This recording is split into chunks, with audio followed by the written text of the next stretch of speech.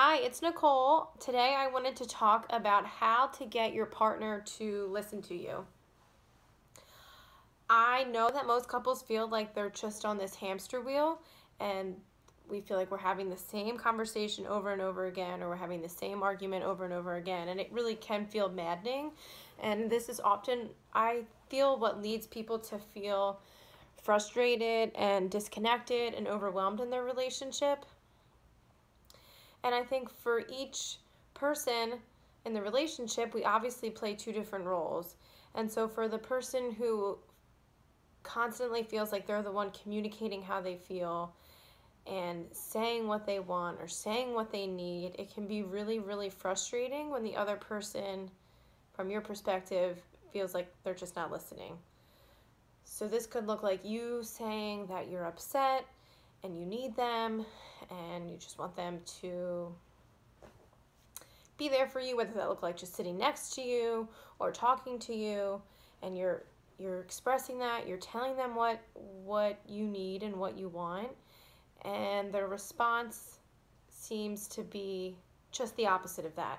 So they may back away, they may not talk to you, they may shut down.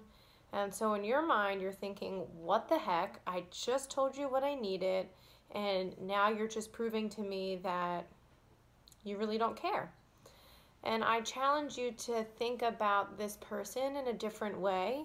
I think that most of the time what's happening is that the other person who's backing away or shutting down probably just feels like they aren't good enough. And instead of them communicating that to you, they do it in a way that makes you just feel like you're not important to them. And of course, when you're feeling like you're not important to someone, you're probably going to respond more heightened or more escalated, which ultimately then leads to this defend attack pattern. So one person is attacking and then the other person's defending. And when the other person's just defending themselves, it really makes the other person on the other side feel like you're just not hearing me, you're not listening. And so then we get stuck and trapped in this cycle, this dance that we do that's unhealthy for our relationship, and ultimately it leads to us feeling disconnected from one another.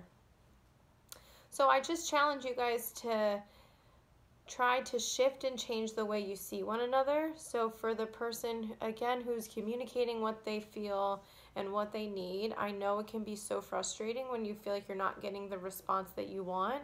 And so that ultimately might lead you to get into that defend attack cycle. But I challenge you to think of that person as someone who maybe just feels like they're not good enough, or they just don't know what to do to make you happy. And I know that that can maybe feel strange to think of it from that perspective, because it really, you feel like they just don't care. And so I hear that and I get that.